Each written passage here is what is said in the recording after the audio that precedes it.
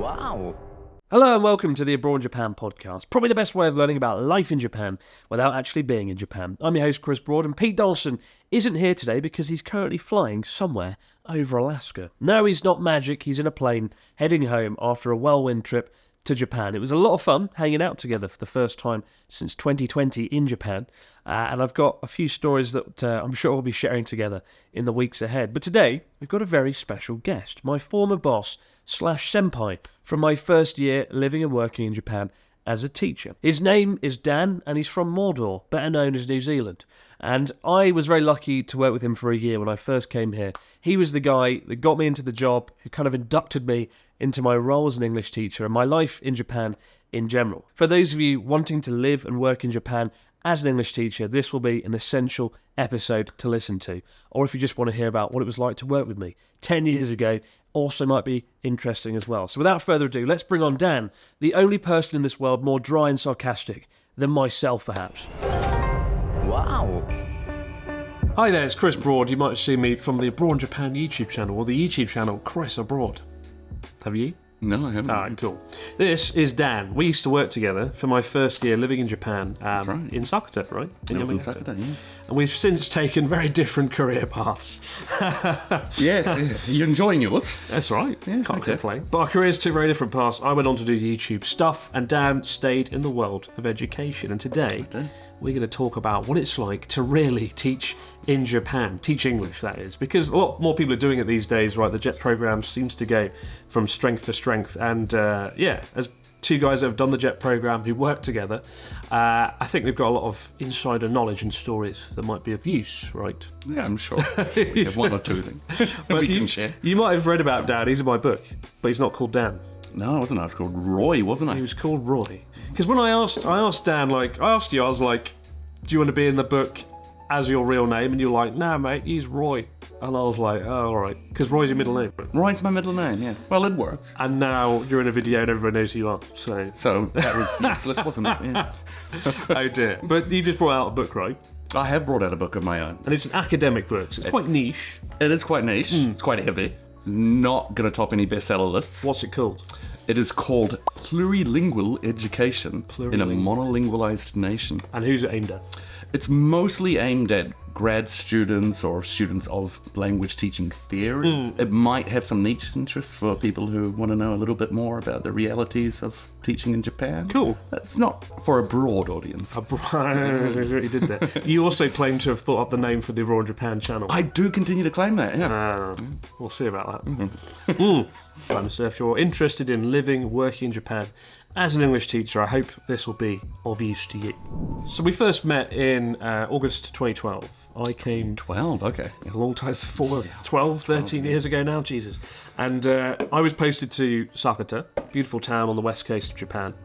And they said I was going to be working with another ALT, another assistant language teacher, which is a really rare thing, right? It is, yeah. Only the very big schools have Big school. more. Yeah, big. Danny did help. He wasn't good enough. I was on the verge of being fired until I quit. But it was, our school we worked at was called Koryo High School, and it was the kind of an amalgamation of several schools, right? was, Because the rural kind of Japan is dying off a little bit. Schools are sort of getting merged, and it became like a mega school. Well, it's pretty Mega brand Man. new at the time. It was 1 year old, right? It When I was joined. 1 year old when you joined, yeah. I don't remember the first time I met you. Did you meet me at the airport when I arrived? I'm sure I would have tried to avoid it if I could, but I think I did. We sat and had cafe with two of our we had cafe. We had cafe. We had cafe. He's written a book about plurilingualism in a This is the future of language teaching in Japan. Together we had cafe. We had cafe. Yeah, we sat in the airport and we got to know each other. And I actually wrote about that in the book. You weren't in that bit, but I talked about how I just got off the plane and I was still jet lagged, and I spoke to some of the teachers that were there waiting. There was like 3 teachers and yourself, and I was like, they were like, "How are you, Chris-san?" I was like, "I'm knackered, mate. I'm off the plane. I'm jet lagged still." And they like looked at me like, "We don't know what you just said." And like that's I think I had to translate a little. yeah, that's when I realised it was going to be a long 3 years, and I had to like slow down what I was saying, and I realised from then. But I came in and I filled the boots of a teacher that caused a fair few issues at the school. Yeah, that's true. Actually, I wonder, what was your impression about working with me in the first place? Because I think you felt a bit intimidated. Intimidated. I don't know. Yeah, I mean, because I was dropped in with no Japanese knowledge, Right. a bit of cultural knowledge. Yeah. I read a book about wabi-sabi. And Dan, you're one of the few people who passed like a ridiculous super test. What's quite Kanji Kente or something. Kente, Yeah. So you've got the guy that can like read like the fucking Indiana Jones of kanji here. Oh, yeah. Read anything, right? And then you've got me who's like, Watashi wa kurisu desu. Yeah. Yoroshiku onegaishimasu. Actually, it's been over a decade. How's your Japanese coming along? No comment. But so I was a bit like, I'm the new guy, I know nothing. So I felt like, how can I like be as good as the guy who's like a veteran? But Dan was very good, very accommodating, and he settled me in nicely, and it went very smoothly indeed, and I haven't forgotten that. Well, you introduced me quite nicely in the book, so I guess that worked. I made up for it. I referred to Dan as Bane. But, Sounds like a bit like Bane. I'm not going to do the voice. If Bane had gone down an academic path. But enough about me and you meeting. Why did you come to Japan yourself? It's a bit of an odd story, really. Well, it's not that odd. I majored in Japanese at university. Very good. No, the thought process was simple. I heard there was a JET program. I was like, hey, here's something I can do with my otherwise likely useless degree. How did you find the interview process for the JET program? I knew it was a panel of 3 people from the embassy, there's a university lecturer, someone else. There was a bit of pressure. I hadn't really been in that situation before, but nothing was overly difficult to answer. General life in Japan type stuff. And you got it straight away? Got it straight away. Yeah. I got put on the backup list. Of course you did. There's like a few different lists, and I got put on the you've basically got the job, but we don't know where you're going yet list. Okay. And I got a letter being like, you've kind of got the job, but not. And I was like, oh, fuck you then. I'm going somewhere else. So I was getting other jobs. That's reassuring. And then I got a phone call in a kitchen when I was working. And it was like, this woman was like, hello, I'm blah, blah, blah from the embassy. Okay. Would you like to work in Japan? She literally said it like that. Like I was winning a game show. I was like, well, yeah. What I've been applying to do. But did you have to demonstrate your Japanese skills in the interview? Not at all. Good. Which was good, because they were pretty non-existent then. So you had no Japanese really when you came? No, actually, that's not fair. I'd spent a summer working in a ski field, actually, and living in, and so... What, in like Niseko or Hakone? No, in Hiroshima. Which, what? They have ski fields. It's the most interesting thing we'll learn today. Hiroshima has a snowfield. I actually didn't know that. Oh, that's cool. No one goes south for them. No. Don't ski in Hiroshima. But I spent about 3 months living in there, and so my conversational Japanese, like what I'd learned in classes, I'd finally been able to get that out into conversation. And so I could speak at a relatively good tempo. Could you read? No. Okay. No. How did you feel when you were placed in Sakuta? What were your choices? Because I wrote down, I think, I want to be in a cave in Hokkaido or Kobe. I knew, or at least I'd heard, I don't know if it's the case, that, you can put down where you want to go, but it doesn't really have any impact. It doesn't unless you've got a tangible connection with it. So, for example, a lot of people where we work were from New Jersey, because New Jersey had a relationship with the nearby Sister town. City. Sister cities really do count for something on Jet. Yeah. But no, I didn't consider that at all, and so I remember they gave us 3 choices. I don't know if it was the same for you, but I wrote down Hokkaido, and then I wrote down Okinawa. Nice. And then my third option, I legitimately wrote anywhere in between. So, hey, I got my third choice. That is the secret to the JET program. Like, I find 3 really good people I know applied for the JET program and failed, and I think 2 of them both wrote down Tokyo. And that often gets you disqualified because the JET program wants people that are kind of flexible and don't really care where they end up, right? Right. They want to handle that decision themselves. And Tokyo is kind of like the easy answer. It feels like you haven't done any preparation. Sure. So, yeah. And when you found out about Yamagata, what? I looked at the Wikipedia page for about 5 minutes. And like me, yeah. But like, I guess you didn't. I was really culture shocked when I came to Japan. This is my first time. I'd been to China, and that's the closest I'd been. Like, how do you feel? Although you'd obviously been here before. I don't really remember feeling in it. At all, but might be, to get a little bit personal, I was diagnosed on the autistic spectrum as a kid, and so... I think you just don't get culture shock. Well, it's, or the opposite. Like, every day is a culture shock. Every day. So it's no different. My time teaching, it went sort of started low and got better. And it got really... Like, my first year, I look back on it very awkwardly. Right. I wasn't a good ALT. The teachers didn't really. Some of the teachers I worked with didn't really help me out much, and they didn't give me much guidance. Yeah. And like one teacher just never took me to classes. There'd be this awkward moment where I'd look up to see if he was going to come over and be like, "Let's go," and he would just sort of grab his books and just like run out the door and not take me. And I was always a bit like, "Oh, fuck," and I didn't know how to feel. And then I was like, "Oh, it's just time for me to sit at my desk and read a book," you know. Well, that reminds me of one experience I had. It was my favourite experience at the time. I'd been quite busy. They'd already been asking me to do quite a bit of classes at this point. It must have been my second or third year. Right. And how many classes do you get a week? Oh, at the end I was over 20 classes a week. But for his lessons, he would usually sort of leave it up to me and I'd prepare it. I sort of went to him about half an hour before the class and I said, "Hey, look, I'm happy to come to the class. Just got to let you know, I haven't been able to prepare anything.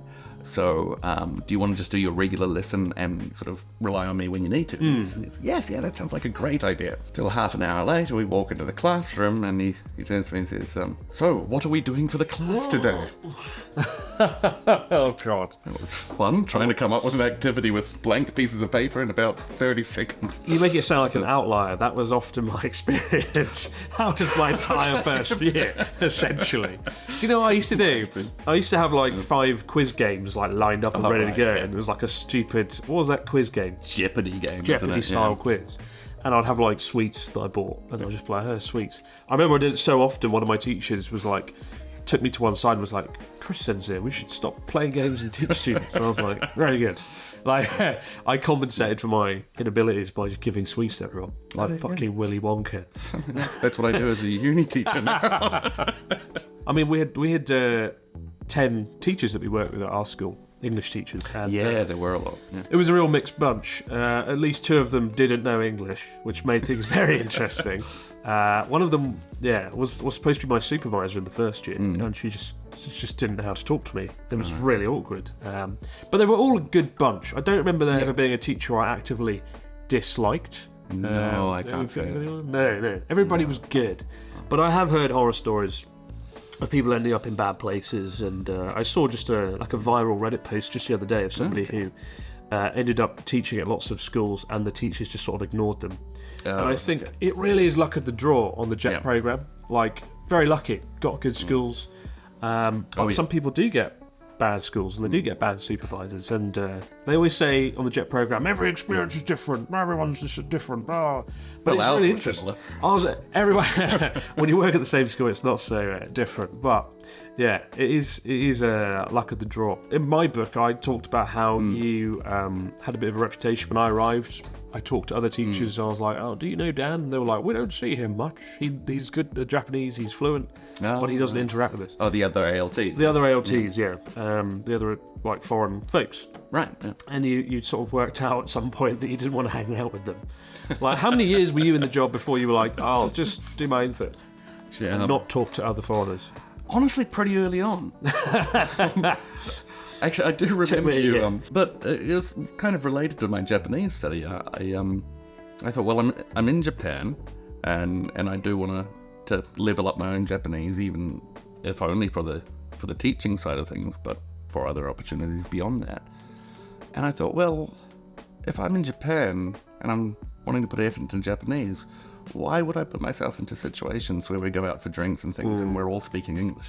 Fair point. And so it was pretty early. I still like hanging out, a couple of ALTs living in the same apartment building where we're in. I definitely hang out with them, but I think it's definitely a bit of a trap. If you do come to Japan and teach, I would recommend trying to find locals to hang out with, your own friends, Like Natsuki. Like Natsuki, for better or worse. Who you met, of course. And, many a time. And like, I do find that's a problem. Like, a lot of ALTs came over and they just didn't make an effort to integrate into the area, and it's like a real missed opportunity. Yeah, I think so too. And again, it's not really a central topic of my book, but a lot of the things you hear about criticisms of education in Japan, right? It's, the English education is terrible.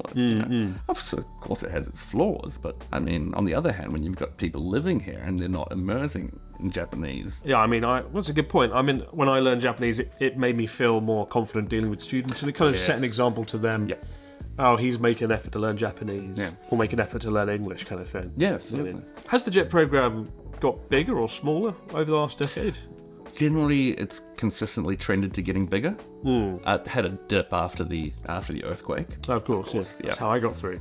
Oh, You're on there. There was only one applicant That's how this you year. got shortlisted. It's like Johnny English when they run out of spies and they have to use Brian Atkinson.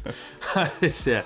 But tell you what, it speaks to somewhere of the area where we're in as well. Is that I didn't mention this before, but I went over to Miyagi for emergency interpretation to help evacuating foreign residents, and plenty of ALTs also left. They were freed from the contracts to leave.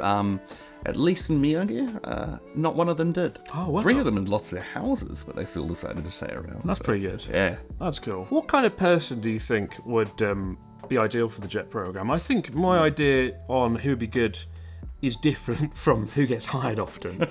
A friend of mine actually oversaw applications for the JET program and sort of the interview process. Okay. At one of the embassies, I won't say which one, but he said both the best and the worst applicants cited abroad in Japan as their reason for wanting to do the JET program. Why am I not surprised? He also said the JET program puts a real heavy weight on Japanese language ability. Right. Like if you know any Japanese, it's like you get a lot of points for that, which I think is good and bad. But I will say 3 people I know who would have been excellent teachers and excellent in the role, dealing with students, getting people fired up to learn English and talk English, didn't get the job. And and that's a real shame. I've got no idea. It's kind of a black box to applicants, isn't it? But the aim of the JET program is it's grassroots internationalisation, right? Yeah, it doesn't say language teaching in It it, does doesn't. it? It's kind of like there's not. I don't even think the JET program knows what it wants to be sometimes. Maybe not. Maybe not. I think the sort of people that should join are people who are quite open-minded, dare I say a little bit extroverted, probably more than Probably me. hell. They want people that are going to try and get their, stuck into the town and the community, I think. Right. But you didn't do that. Well, I did it with the local community. You did it with sure, the- right. mostly at bars. Educating bar owners on English. No, it's weird. I would maybe almost caution against the approach I took. I really turned it into a bit of an apprenticeship, and so I was sort of learning from the teachers and wanting to become a better teacher, which that's not bad in itself. But another thing you might want to avoid, and I've heard this before, is people who come over, and I certainly thought that was a large part of the JET program's aim, was that, okay, so Japanese people don't have enough English, I'm here to rectify that. Right. So not having big lofty goals of how you're gonna revolutionize the education. It's I think, just not realistic. that's one thing that becomes clear. Everyone thinks they're gonna make Japan great again. They're gonna be like the last samurai or some nonsense. And then you come over, you change nothing, and then you're gone. And that's no fault of the teachers. It's also you can't point the blame at Japanese education for being terrible. It's just the nature of learning a language to high proficiency. It takes a lot of time, a lot of exposure. Absolutely. But it doesn't seem to work very well. Just this year, Japan's proficiency at English dropped a lot more. Yes. What's going wrong? It's because we left teaching, clearly, Yeah, well, oops, I'm still in there. And I'm training the teachers now, so that's more my fault. Finally, now we know who's responsible for the lack Sorry, of English. guys. To be more of a researcher type answer, there's so many factors that go into that. Simplify it. Well, I mean, take for instance, Japan's still, the yen is in a shocking state right now, but it's still a very rich country. Access to testing in the first place is a lot easier than, say, third world countries. And so the people taking the exams are very different. You'll have motivated people with the funds in many of these other countries. Take, for example, I think Japan dropped below Afghanistan. Yeah. And, education, horror stories there. Whereas on the other hand, a lot of universities will force their students to take TOEIC and TOEFL tests. And so you're going to get very different results from there. That's quite interesting. So it's hard to use as a barometer, really. Okay, so maybe it's because everyone's being tested so much relative to other countries. It could be. I hadn't thought of that. But also, there's been less folks in Japan travelling overseas, particularly for education, right? Which is a shame. Yeah. Presumably because the yen is not as good. That's definitely a big factor. I mean, and I haven't really looked into the reasons behind that. It is kind of discouraging, particularly since a lot of the education talk is all about the globalized world. When there does seem to be, turning away from visiting foreign countries, and because of that, I do get a feeling there's less interest in the English language In Japan. in Japan. Huh. Certainly the school we worked at, the English language is not of much value to many of the students, so they didn't know they needed it. No, that's Very for sure. remote, rural, often agricultural related industries, so I guess they didn't need it outright. That's right. Yeah, you'd often get that question, why do we have to learn English, right? I remember reading your book, and I think you talked about a similar instance, but one of the Japanese teachers I was with turned and answered, and, well, you're going to Kyoto on your school trip, aren't you? What if a foreigner stops you in the street and asks you for directions? Yes. 10 years of education for that moment, building up to that one moment in Kyoto. God. I wanted to become a teacher first and an English teacher second, if that makes sense. Right, well, you're a rare case, though. I'm weird. You're probably the only... There's probably like 2% of people on the JET program that actually go on to do what you did, if not less, right? I would imagine less. I don't think there are any figures on it. But of course, because you have to go back and get a degree from a Japanese university to get the teacher's license. And this is the thing. So after the JET program... To do it through that route. That's quite interesting. After the JET program, you went to Kyoto. I went to grad school in Kyoto. And you to become a full-blown Japanese teacher. I think most ALTs do end up leaving Japan. Number one, leave Japan. Number two, move to Tokyo. Sorry, become working in IT or recruitment consultant. A lot of different careers, right? Become YouTubers. Some become YouTubers, apparently. And the very small minority go to Kyoto, get the qualifications, become an actual teacher in Japan as a foreigner, which is really rare. The Japanese people are surprised at what you do. Actually, I remember sitting on the bench with one of my favourite teachers having a cigarette in my last sort of week as an ALT. I said, yeah, this is what I'm going to do. And he was already surprised. He turned to me and said, well, why would you do that when you already know how terrible the job is? But that's passion, right? And I remember watching you, like, with the students, you were so good at, like, teaching them. You could see your enthusiasm at trying to teach them things. While I was like, who wants sweets, children? Oh, chocolate biscuits. Yeah, we could see their enthusiasm for that. Yeah. But like, you could Who's got the winning strategy? You could see your enthusiasm for that. So I'm not surprised you went off down that route. You know, Yeah. I have a lot of respect for people that actually want to do teaching professionally. And I also, dare I say, have respect for you as a result. That's first, and I've got it on camera. Oh no, to delete this footage. But no, I think that's really awesome. And I think one thing about the JET program that I think is sad is that there's no procedure in place to help people that want to stay do anything locally. For example, Yamagata, we had 80 JETs, 80 ILTs, and but there wasn't anything for them to do. Like many of them, if you asked them, oh, do you want to stay in Japan? Do you want to do something? They'd be like, yes. Yes, but definitely. And there must have been opportunities in Yamagata to help Yamagata globalise. And then they were like, but there's nothing. And it's very much like, there's the door, tricky, off you go, your 3 years is up, your 5 years is up, off you go. And that's the sad thing about the JET program to some extent. That was sort of the case with me as well. I mean, luckily I'd already found a route to pursue, so I wasn't really fussed with it. So you were 5 years in, and you were like, oh, it'd be cool if I could stay and do this, and they were like, absolutely not. Off you go. Like, yeah. Well, I didn't want to stay as an ALT, so I was going to leave anyway. Right. Did you ever have any regrets about doing the JET program? I really can't say I did. No, it's panned out. How about yourself? Never. Yeah. No, honestly, I look back on those 3 years really fondly. It wasn't the job I was made for. This is what I love doing, videos and whatnot, but I still embraced it, and I think it was some of the best years of my life. Like, the teachers and the students were awesome. Every day was like learning something epic and new.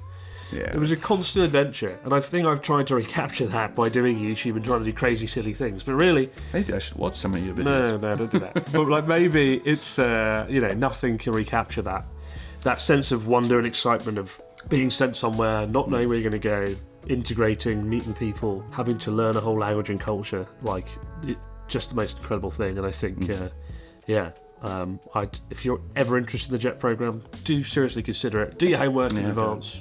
Read Chris's book. Read my book. He sells it really well. And if you want to become an English... who is your book aimed at then? This is your last battle cry. This is my last battle cry. Mine's quite different from yours. And I don't think it will have quite the broad appeal, but I've already done it. There we go. But it's your name. No, it's like I mentioned earlier. It's aimed at grad school students or people with a real interest in the theory behind language teaching, or for researchers who are already aware of what plurilingualism is and want to see how that works in Japan. What plurilingualism is a really hard word to say to that beer, yeah. even though it's not alcoholic. But it basically means somebody who has an awareness of more than one culture. Not just the language, but also cultural kind of understanding. I think that might be the best way you could sum it up succinctly. Otherwise, I've written a book on it. He's written a book. But thanks for coming here today, Dan. It was good to reminisce. And thanks so much for my first year in Japan. Without you, I don't know if I would have been here. It could have gone horribly wrong, but thanks to you, it didn't. No. Thank you for being an easier ALT to supervise. Than my predecessor. That's a story for another day. Yeah. And you want people to buy your book? I do want people to buy my book. Buy my book. It's very niche, but buy his book. Very niche. But you'll come out better for it. Absolutely. Thanks for watching, guys. Have a good one. And teach in Japan.